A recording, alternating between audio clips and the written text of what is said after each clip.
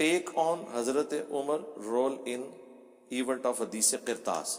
جی 3 گھنٹے میں بول چکا ہوں حدیث قرطاس کے اوپر. مسئلہ 55B آپ دیکھ لیں, حدیث قرطاس لکھیں, وصی رسول کون ہے, حدیث قرطاس کا تحقیقی جائزہ. ہمارے نزدیک سیدنا عمر کی یہ جو ایکٹیویٹی تھی وہ درست نہیں تھی, لیکن اس کو گستاخی بنا کے پیش کرنا اس حوالے سے وہ دوسری ایکسٹریم ہے. نبی الاسلام کے ساتھ جو ان کی فرینکنس تھی, نبی الاسلام کے مبارک زندگی میں کئی ایک واقعات ایسے ہیں جس میں حضرت عمر سے اس طرح کی ایکٹیویٹیز پرفارم ہوئی ہیں, لیکن نبی الاسلام نے اسے گستاخی پہ محمول نہیں کیا. وہ ان کی طبیعت کی ایسی سختی تھی جس کی وجہ سے یہ سب کچھ ہوا. باقی جو یہ کہتے ہیں کہ نعوذ باللہ وہ خلافت پہ قبضہ کرنا چاہتے تھے, میرے بھائی حضرت عمر کو تو پتہ ہی نہیں تھا کہ یہ حضور جو ہے مرض الموت میں ہے. اسی لیے تو حضور کی وفات کے وقت بخاری میں آتا ہے انہوں نے تلوار اٹھا لی تھی کہ جو کہے گا حضور فوت ہو گیا میں اسے قتل کر دوں گا, کیونکہ رسول اللہ نے ہمیں بشارت دی ہے کہ رومن اور پرشین امپائر گریں گی. لیکن حضرت عمر کو یہ نہیں پتا تھا کہ یہ حضور کی اپنی زندگی میں نہیں ہوگا, آپ کی وفات کے بعد ہوگا. جو شخص حضور کی وفات کے بعد بھی آپ کو آپ کی موت کا یقین نہ کرے کہ ابھی آپ کے مرنے کا وقت نہیں ہے, اس کے بارے میں یہ گمان کرنا کہ وہ بیماری کے ایام میں یہ سمجھ رہا تھا کہ رسول اللہ دنیا سے جانے والے ہیں. اور اس سے بڑی بات اللہ نے قرآن میں وعدہ کیا ہے, هو الذی ارسل رسولہ بالہدی ودین الحق لیظہرہ علی الدین کلہ. وہی اللہ ہے جس نے اپنے رسول کو حق کے ساتھ اور الہدی یعنی قرآن کے ساتھ اور دین حق کے ساتھ مبعوث کیا تاکہ اسے تمام ادیان پر غالب کر دے. تو یہ ہو ہی نہیں سکتا کہ کوئی بھی شخصیت رسول اللہ پر غالب آ جائے اور ان کو وصیت لکھوانے سے روک دے. تو یہ پوری ایک ڈاکٹرن ہے, اس کے سارے اسپیکٹ میں نے ڈسکس کیے ہیں. وہاں کچھ صحابہ نے ایسے الفاظ استعمال کیے جو رسول اللہ کے شان نہیں تھے. وہ اس لیے کیے کہ انسان تھے نا جی, ہر بندے کا کریکٹر ایسا نہیں ہوتا کہ جنہوں تسی کہو کہ جی اے ہن اسی اینے انج کیوں کرتا. اب ہمارے اس پنجاب کے ایریا میں کوئی باپ کو پیو نہیں کہتا, لیکن ایسی جگہ بھی موجود ہے پنجاب میں جہاں وہ پیو کہہ کے بلاتے ہیں اور اس کو بدتمیزی نہیں سمجھا جاتا. ٹھیک ہے, کوئی باپ کہتا ہے, کوئی ابا کہتا ہے.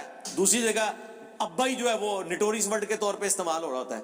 کسی کو کہنے کے لیے کہتے ہیں وہ اپنے ابے نو بلائیں جی, ٹھیک ہے, اپنے ابے کے لیے وہ ابا نہیں استعمال کرتے. ٹھیک ہے, تو وہ اس طرح کی مس ہینڈلنگ ہو جاتی ہے. وہ پوری ایک ڈاکٹرن ہے, وہ آپ میری ویڈیو دیکھ لیں. دل کے اوپر رات کو سوتے وقت انگلی کے ساتھ حضرت عمر کا نام لکھنے سے شیطان غلبہ نہیں پاتا. کیا قرآن و حدیث سے ثابت ہے؟ نہیں, یہ نہیں ہوتا. اس میں عمر کی میم جو ہے وہ ناف پہ بنانی ہوتی ہے, اے بھی نال لکھو. سب کہانی ہے, اس طرح کرنے سے کچھ ہوتا ہے میرے بھائی؟ کچھ بھی نہیں ہوتا. UK میں رہتا ہوں, اکثر دوستوں کے ہاں آنا جانا رہتا ہے. وہ ہمیں انہی برتن گلاس وغیرہ میں جوس دیتے ہیں جس میں وہ خود شراب پیتے ہیں. کوئی مسئلہ نہیں ہے, دھو کے دیتے ہیں نا, شراب ڈال کے تو نہیں دیتے. جب آپ نے دھو لیا تو صاف ستھرا ہو گیا, اس میں کوئی فرق نہیں ہے.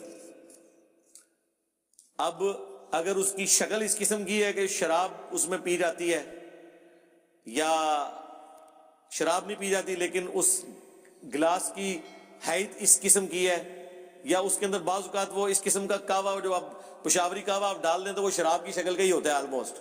ہاں, وہ کسی عالم کے آگے پڑا ہوا ہو تو لوگ کہتے ہیں شراب پی رہے ہو, شراب نہیں پی رہے ہوتے. ایپل کا بھی آپ جوس دیکھیں تو وہ بھی آلموسٹ اسی کلر کا ہوتا ہے. اتنی بدگمانی ہے نا کہ اگر بھارت جب دھو لیا نا تو پھر کام ختم ہو گیا. خصوصاً شیشے کے جو برتن ہیں یا ماربل کے جو برتن ہیں یہ دھونے سے صاف ہو جاتے ہیں, کوئی مسئلہ نہیں ہے. سکھ کی دکان ہے, چکن خریدنا کیسا ہے؟ جبکہ ہمیں معلوم ہے کہ چکن حلال ہے تو ٹھیک ہے. اگر وہاں پہ چکن حلال مل رہا ہے, ظاہر ہے اس نے مسلمان رکھے ہوئے ہوں گے وہاں پہ ذبح کرنے کے لیے, اللہ کا نام لے کے وہ ذبح کریں گے. سکھ چونکہ آسمانی مذہب کے ماننے والے نہیں ہیں اس طریقے سے, اگرچہ وہ بھی مسلمانوں کے خدا کو بھی مانتے ہیں اور رسول اللہ کو بھی مانتے ہیں, لیکن جو آسمانی مذہب جیوز اور کرسچنز ہیں ان سے وہ ہٹ کے ایک الگ سے ایک مذہب ہے, بلکہ یہ ایک مکسچر ہے ہندوؤں اور مسلمانوں کا. تو ان کے اللہ کے نام کا ذبیحہ بھی حلال نہیں ہوگا. اللہ کے نام کا ذبیحہ صرف اہل کتاب کا حلال ہوگا, جیوز کا, کرسچنز کا اور بریلوی دیوبندی اہل حدیث شیعہ کا.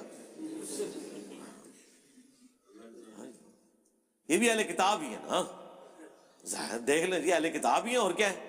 مسلمان تو نہیں، میں پھر بھی اہل کتاب کہہ رہا جی کافر سمجھتے تھے ایک دوسرے کو. یعنی ہماری کتاب ہے قرآن. اہل القرآن سنن سعی الکبریٰ میں نبی اسلام نے مسلمانوں کو اہل القرآن کہا ہے. ہم بھی اہل الکتاب ہیں، ہمارے پاس یہ اللہ کی کتاب ہے، ان کے پاس اولڈ ٹیسٹمنٹ اور نیو ٹیسٹمنٹ، ہمارے پاس فائنل ٹیسٹمنٹ ہے. تو اس لیے یہ میں ٹونٹ کرواتا ہوں جب ہمیں کوئی آگے پوچھتا ہے جی وہ شیعہ کا ذبیحہ کھا لیں، شیعہ پوچھتے ہیں جی سنیوں کا ذبیحہ کھا لیں، تو ہم کہتے ہیں قرآن میں آیا کہ اہل کتاب کا ذبیحہ حلال ہے. نعوذ باللہ، جو تمہارے پیغمبر کو جھوٹا سمجھتے ہیں ان کا ذبیحہ اللہ کے نام کا حلال ہے، اور جو تمہارے پیغمبر کے لیے جان دینے کے لیے تیار ہے، جو کہتا ہے محمد اور آل محمد صلی اللہ علیہ وسلم، اس کا ذبیحہ تم کہتے ہو حلال نہیں ہے. تمہاری اتنی بھی عقل کام نہیں کرتی. البتہ سکھ اگر دکان کا مالک ہے اور اس نے مسلمان ذبیحہ کے لیے رکھے ہیں تو حلال ہوگا. اگر کوئی سکھ ذبیحہ کرتا ہے تو اس کا ذبیحہ حلال نہیں ہوگا، وہ جوز اور کرسچن کی کیٹیگری میں نہیں آتا. اور ذبیحہ سے مراد ہے اللہ کے نام کا ذبح کرنا. ہاں، بسم اللہ اللہ اکبر کہہ کے ایک اہل تشیع کی گھر کا نیاز و ختم کھا سکتے ہیں. اللہ کے نام کا ہو تو کھا سکتے ہیں، چاہے شیعہ کا ہے یا سنی کا ہے یا بریلوی کا ہے، اللہ کے نام کا ہو تو کھا سکتے ہیں.